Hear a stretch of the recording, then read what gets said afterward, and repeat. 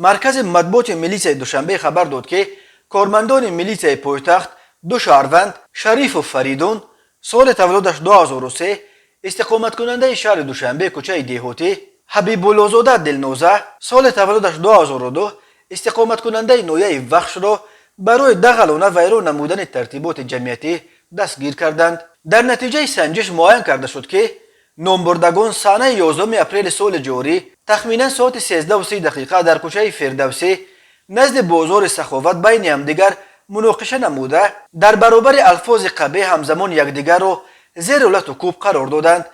ویدیوی زنازنی آنها در اینترنت نشر شد و موج واکنش‌ها را به بار آورد. با نظر داشت نوار لحظه مناقشه نامبردگان و پرسش شاهدان حادثه نسبت هر دو طبق طلبات ماده 460 مایه باشی کودکس حقوق ویرانکنی ماموری جمهوری تاجیکستان پروتکل ترتیب داده شده.